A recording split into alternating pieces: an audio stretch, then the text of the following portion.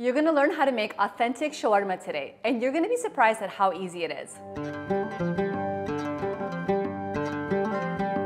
Hey guys, I'm Yumna, aka Feel Good Foodie, and this shawarma recipe is one that I learned from my mom, and it's one of the most popular street foods you'll find in Lebanon. It's basically meat cut into thin slices, then stacked on a vertical, slowly turning spit. But we don't need anything fancy like that for this recipe. It has all the flavor without the fuss. So my mom actually perfected the recipe because she makes this all the time, and I'm gonna share it with you today.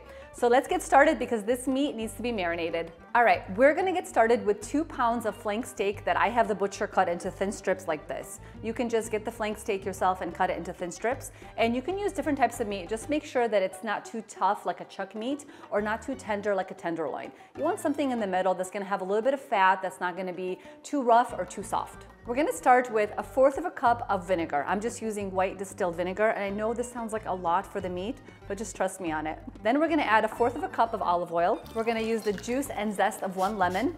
Now we're gonna add 4 cloves of minced or pressed garlic. And my mom doesn't measure the garlic. She just kind of throws it in there, whatever she's got. Sometimes it's like 10 pieces of garlic, sometimes it's 4. So yeah, you can definitely play around with the garlic depending on your preference. Now we'll add 1 thinly sliced onion. This is optional with the mix, but I really like marinating the shawarma with the onions. It just kind of soaks in the flavor, and when you cook it, it becomes nice and caramelized and soft. Final step is the shawarma seasoning. This is what gives it all the flavor. I'm lucky enough to have a grocery store next to me that sells beef and chicken shawarma seasoning, but you can totally make it on your own, and I'm gonna show you how. You'll need salt, allspice, ground cloves, cumin, cardamom, cinnamon, paprika, and oregano. So this is about 2 tablespoons of shawarma seasoning. All right, let's mix it all together. And now we want to refrigerate this for 1 to 2 hours and let the meat marinate. So the marinating process is actually really important because what happens is all that acid from the vinegar and the lemon juice helps to tenderize the meat so it's juicy and moist. Just be careful not to marinate it for too long because all that acidity can actually toughen the beef. So while the shawarma is marinating, we're gonna go ahead and make the tahini sauce. The tahini sauce is one of the best parts of this, especially when you're making the shawarma into a sandwich. It's super simple to make. You're gonna need tahini, garlic, lemon juice, and a little bit of water just to thin it out. So we'll start with 2 cloves of garlic. Then we'll add 1/2 teaspoon of salt.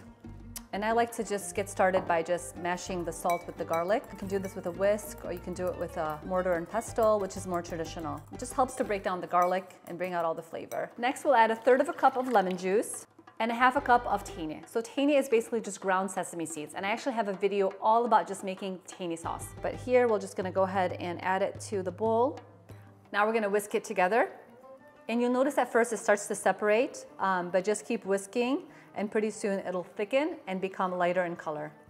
And this is what it looks like when it's all whisked together. So at this point, I like to add a little bit of water to thin it out. And depending on what I'm using the tahini sauce for, I'll add more or less water. When it comes to sandwiches, I like to add just a little bit of water because I don't want it to be too runny in the sandwich. And for me, this is the perfect consistency. All right, we let the meat marinate for about an hour, and now it's time to cook it. So we're gonna transfer it to a heavy bottomed pan and cook it for 7 to 10 minutes. All right, it's been about 7 minutes, so we're gonna check up on the shawarma.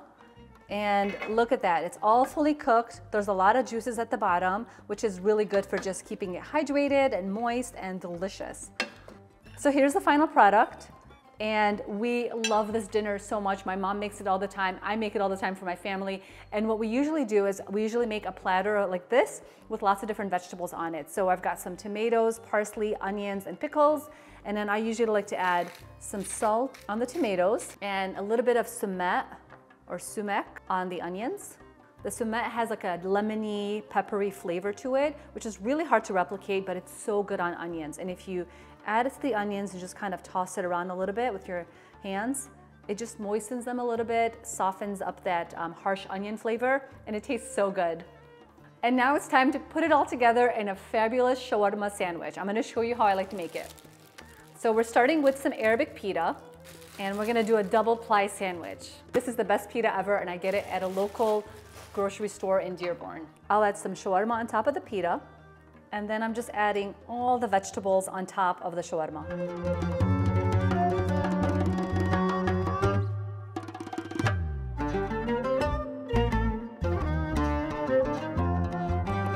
The most important part, the tahini sauce. This is what makes it just all come together so wonderfully. It's garlicky, it's lemony, it's creamy, and it's just the perfect sauce for the sandwich.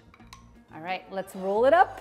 And I'm so excited to dig in. This is one of my favorite sandwiches ever. It's such a popular street food in Lebanon, and for good reason. Just one of those things that you get on the go and you just have the best lunch ever. So, time for a taste test. You guys, this is so good. The meat is nice and juicy and tender. The vegetables add so much texture and crunch. The tahini is creamy and garlicky. And overall, it's just the best sandwich ever. It's great for lunch, for dinner, and everything in between, if you ask me. There is so much to love about this recipe, and I hope you love it as much as I do. If you make this beef shawarma recipe or any of my recipes, feel free to DM me, tweet me, Facebook me, or send me a message on the website, because I love to hear and see all of your recreations. And if you enjoyed this video, please feel free to share the love, and I'll see you at the next video.